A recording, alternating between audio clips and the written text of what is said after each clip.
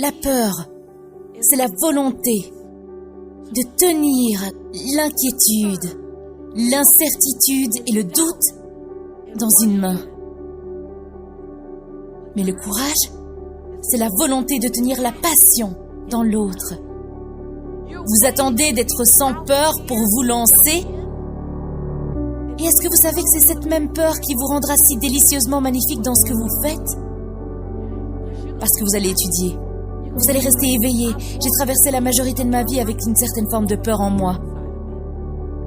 J'ai fait la majorité des choses que j'ai faites avec une certaine forme de peur en moi. Vous voyez, quand mon fils avait 8 mois, et je n'avais pas les moyens de lui mettre des pampers parce que je n'avais pas du tout d'argent pour acheter des pampers. Donc je l'ai enroulé dans une serviette pendant 2 jours. J'ai baissé les yeux vers mon fils, pleine de peur. Et j'ai fait une promesse. Parce qu'avant que je m'accroche à la peur, je m'accrochais à la passion. J'ai dit, Jelani, ne t'inquiète pas. Maman ne sera plus jamais aussi fauchée. Et avec un ventre rempli de peur et un cœur rempli de passion, j'ai commencé à redessiner l'expérience de vie appelée Lisa Nichols. Donc je passe juste pour vous demander, êtes-vous prêts à redessiner et à passer le design au niveau supérieur de l'expérience appelée vous? Que feriez-vous si vous saviez que vous ne pouvez pas échouer? À quelle grandeur joueriez-vous si vous saviez que vous pourriez survivre à n'importe quel chagrin, n'importe quelle dépression, n'importe quelle trahison? Que feriez-vous si vous saviez que les choses dont vous avez peur n'étaient absolument rien? Elles étaient toutes des opportunités pour vous de devenir plus fort dans votre foi, plus fort dans votre résistance. Que feriez-vous? Qui aimeriez-vous? À quelle grandeur joueriez-vous? Où sauteriez-vous? Et la plus grande question est, comment le monde bénéficierait-il différemment? Comment le monde bénéficierait différemment grâce à qui vous avez décidé d'être? Comment le monde serait-il un meilleur endroit où vivre parce que la peur ne vous ferait plus vous tenir sur le bord? Que feriez-vous si l'on vous disait que vous pouvez le faire en ayant peur? Que vous n'avez pas à attendre que la peur parte, que quand vous passez à l'action, la peur doit se dissiper dans le néant qu'elle a toujours été. Que feriez-vous? Comment la vie serait-elle différente? Comment le monde serait-il un meilleur endroit où vivre? Oh, je ne suis pas venue pour vous garder à l'aise. Je suis venue pour votre révélation. Je suis venue pour vous défier, de jouer sur le plus grand terrain sur lequel vous ayez jamais joué. Je suis venue pour que vous défiez la peur qui est peut-être en vous et pour la redessiner et la reprogrammer. Vous la regardez assez longtemps, vous êtes avec elle assez intimement. Elle doit se dissiper. Vous êtes le designer de votre destin. Vous êtes l'auteur de votre autobiographie. Vous écrivez l'histoire de votre vie. Personne ne peut écrire votre histoire financière. Personne ne peut écrire votre histoire spirituelle. Personne ne peut écrire votre histoire émotionnelle, à part vous. Le stylo a toujours été dans votre main. Le stylo a toujours été dans votre main. Je dis écrivez une histoire qui va être super bonne à lire. Et quand vous faites ça, vous devrez reprogrammer les fibres de votre être. Vous devrez devenir quelqu'un que vous n'avez jamais été avant. Vous voulez aller quelque part où vous n'êtes jamais allé? Vous devez faire quelque chose que vous n'avez jamais fait. Vous devez dire quelque chose que vous n'avez jamais dit.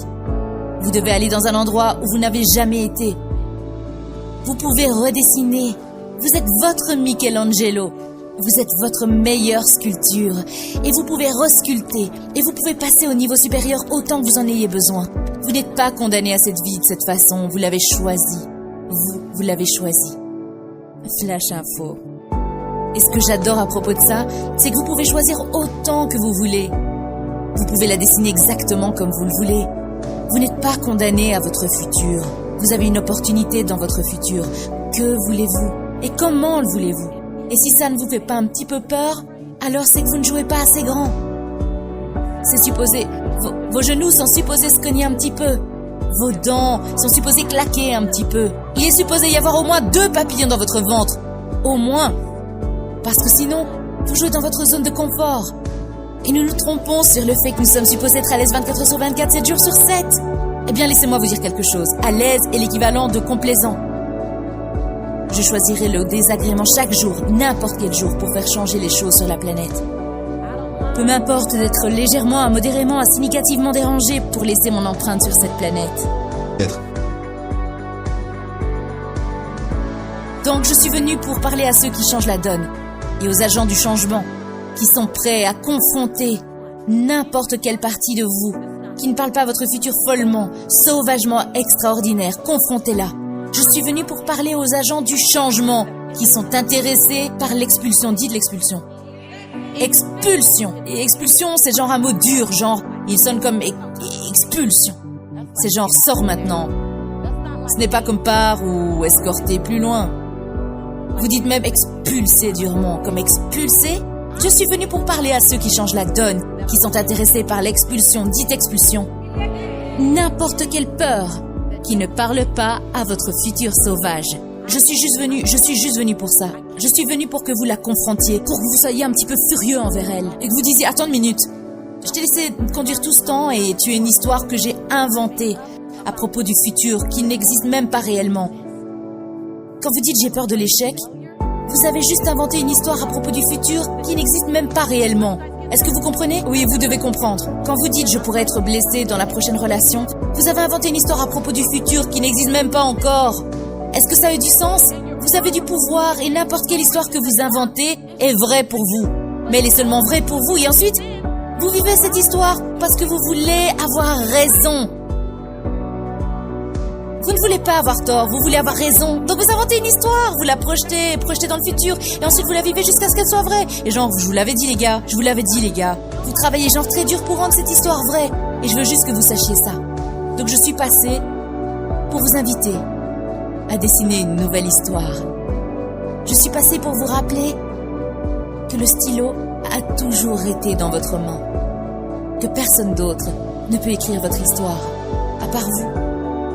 Et cette conversation aujourd'hui parle de confronter votre peur. Confronter votre peur. Et je me souviens, pendant des années, je ne parlais pas. Les gens disaient, mon Dieu, tu devrais être une oratrice. Non, je disais, non. Mon professeur m'a dit que je ne devrais pas parler en public. Et il est professeur d'élocution. Il sait mieux que moi. Donc j'ai obtenu un travail dans la comptabilité. Parce que j'étais très loin des nombres. Je veux dire, loin des gens, près des nombres. J'étais un peu loin des nombres. Et aujourd'hui, je fais le flux des revenus et des choses très bien. Mais en ce temps-là, les débits et les crédits, ça ne m'importait pas. J'étais dans la comptabilité pendant 7 ans. Quelqu'un dans la comptabilité ici? Je prie pour vous. J'étais horrible à ça. J'étais dans les recouvrements. Je veux trop être appréciée pour être dans les recouvrements. Genre, mon but ultime, c'est que les gens m'aiment. Donc je suis dans les recouvrements, j'appelle des gens en leur disant qu'ils doivent payer. Ils me disent qu'ils ne peuvent pas payer. Mon enfant est à l'université, je ne peux pas payer. Je dis, oh ok. Eh ben vous savez quoi? Comme vous ne pouvez pas payer, et je sais que vous ne pouvez pas payer parce que je crois que cette histoire est une bonne histoire, je vais vous faire une faveur. Je ne vais pas seulement mettre à zéro votre somme due, je vais vous enlever de la liste. Donc ma superviseure m'appelle dans le bureau et elle dit, Lisa, qu'est-ce que tu veux faire quand tu seras grande? J'avais 23 ans. J'ai cru qu'elle testait mon sens de l'engagement. J'ai dit, je vais être la meilleure manager des comptes clients de tous les temps. Et je jure que je l'ai vu grimacer. Elle a dit, je sais pas. Elle a dit, je te donne une liste de 120 personnes à appeler et quand je la récupère, il y en a 89. Je ne sais pas ce qui se passe. J'ai dit, oh, ne vous inquiétez pas, je vous rends service. J'enlève tous les gens qui ne peuvent pas payer. Elle dit, les gens te demandent quand ils les appellent. J'ai dit, je vise à satisfaire. Oui. Elle dit, c'est une entreprise de recouvrement. Ils ne devraient pas te demander.